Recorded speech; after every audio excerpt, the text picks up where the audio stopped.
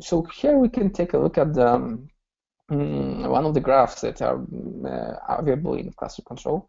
This is one of the graphs that gives you a nice overview of the I/O metrics in the system.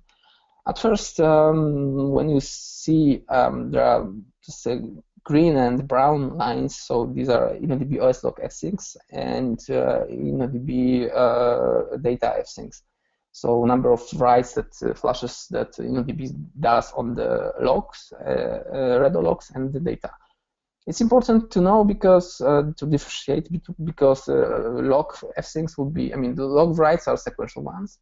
The data writes are most likely random, so it makes a difference in terms of the workload. As you can see, at some point, both of them, but OSLog fsinks spiked significantly. It is because at the time I switched the InnoDB flash log asterisk commit from 2 to 1. Therefore, I forced more durable state of the cluster, and therefore the amount of log fsinks increased because before it was executed once per second or so, and then after the switch it started to be executed every commit. So obviously the amount of it increased. On the top side, you can see the DB buffer pool pages data line and DB buffer pool pages dirty.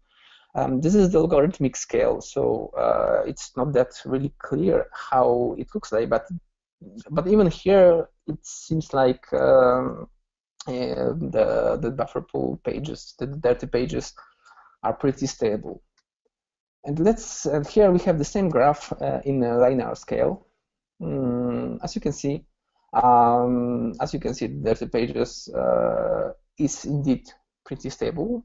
So it looks like our InnoDB our server is able to keep it, keep the flashing under control, and should perform pretty nice in a stable way. Here is another graph that we can take a look at. It gives us information about what kind of writes we are doing. Again, yeah, we have log writes, we have data writes. So one of them are sequential, others are random. We have information about reads, about fsinks, and this kind of data. So here, for example, what we can see is that most likely this is from the beginning of the of the server's life, because on the left side we can see this green the data reads line that spiked and then gradually goes down, which represents the process of warming up the buffer pool. For example, if we would say this kind of read, the reads spiking somewhere in the middle, it could also lead us into some to thinking that maybe there was some I/O heavy query that was using not warm data which was not stored in the buffer pool. Maybe some large query was causing some. Such query may cause some impact to the cluster's performance.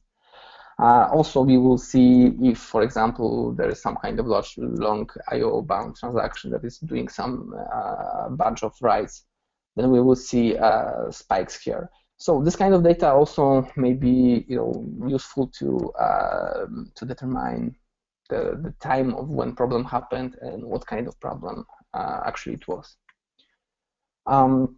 And also checkpoint age data. This is something we want to take a look at. This is data that can be derived from show engine InnoDB status in Percona DB and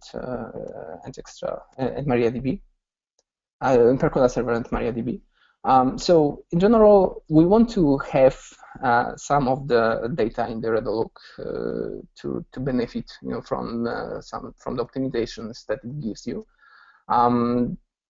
because I mean there are some read merging, writes merging. Some of the writes will never hit the disk if they were, for example, replaced by some other. If for example you update given row multiple times, then some of those writes will not hit the disk at all.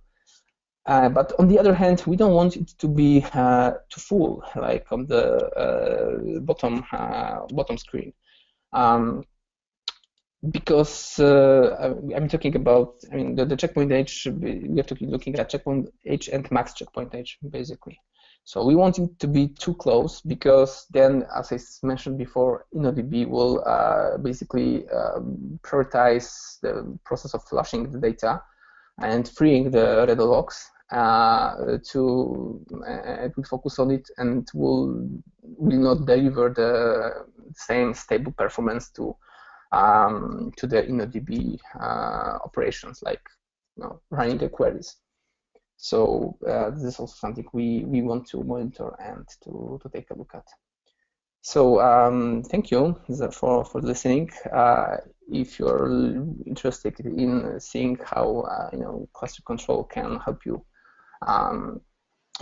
monitor and provide some trending for your cluster, it's pretty easy to install. So I encourage to take a look at and see by yourself.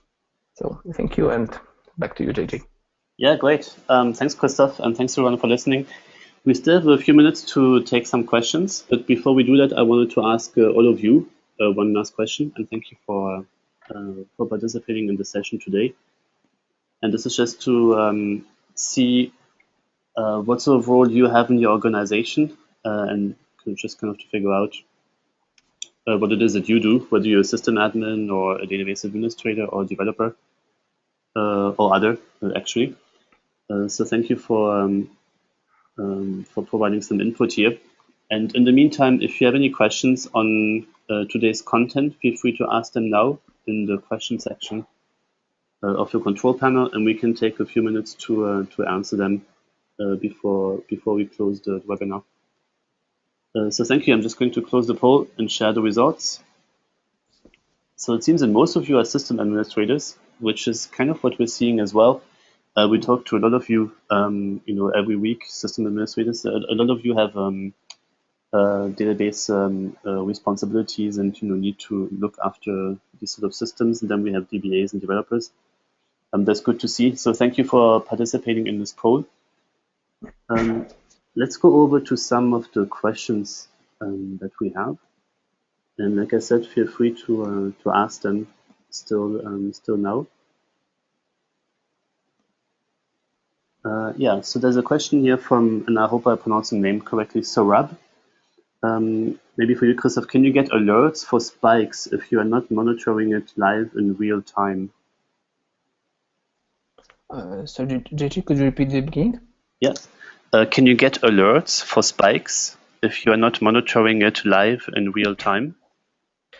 Yeah, I mean, you can. You can definitely set thresholds for a given metric for alerting, but actually the question is, whether do you want to do so? Because I mean, personally, I'm prefer to. I mean, as long as you're on the as you're providing the on-call services, you don't want to be alerted by anything. You want to be alerted only by the most important patterns and the most important issues, like you can't reach the server, or you can't get the data out of the server, and this kind of stuff.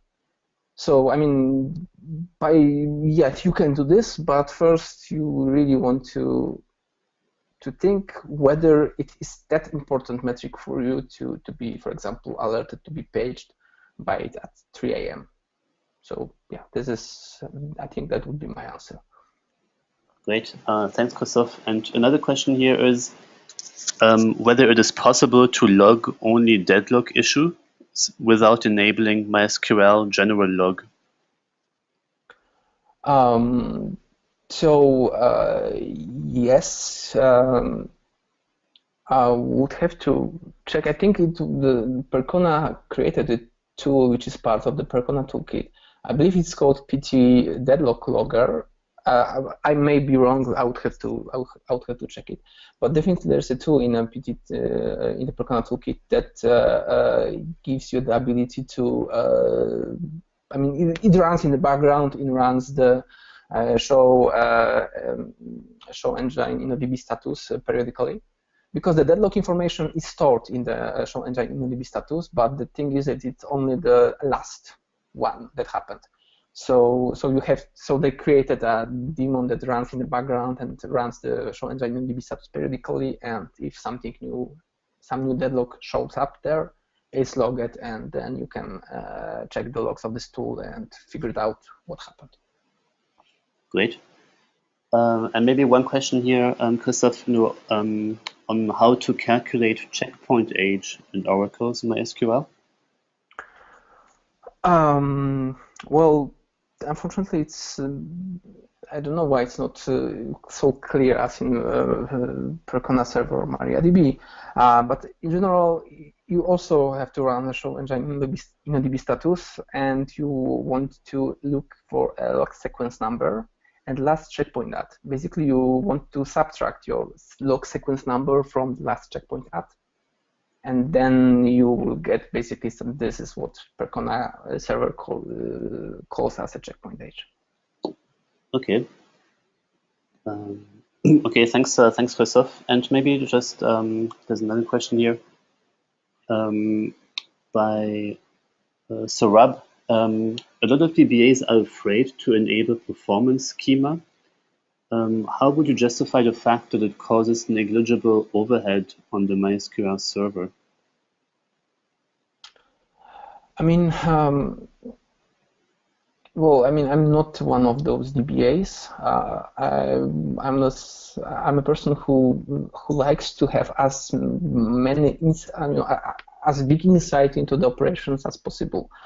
So, I mean, there is some impact in the performance, because there's a bunch of code and some operations that needs to be done in additional to normal regular work for the server. But in my opinion, it's really worth doing so, because the data that you can get out of it are really amazing, and it just helps in determining what actually happened, and in detail how it happened and why it happened. So for me, it's really valuable data. Cool. Thanks, Christoph. And we're just on the hour now, but there's a question from Roy, and he's asking where to download the PowerPoint presentation of what we saw today. So I'll be downloading or uploading this on SlideShare and on our website later today, and I'll communicate the link to it either later today as well or tomorrow. So look out for that. So it'll be available on our website under the replays, or on our SlideShare page as well. And it'll be up there by tomorrow at the latest, Roy. So you can get the presentation there, but also the PowerPoint, but also the recording. So you can view the whole session again with the voice. So thank you for participating today. Thanks, Christoph, for your presentation. That was great. Thanks to everyone for your time. We'll be in touch, of course, with all of you. And we'll be organizing another webinar next month in May. So look out for invitations for that. And until then, have a good rest of the week, and talk to you soon. Take care. Bye-bye.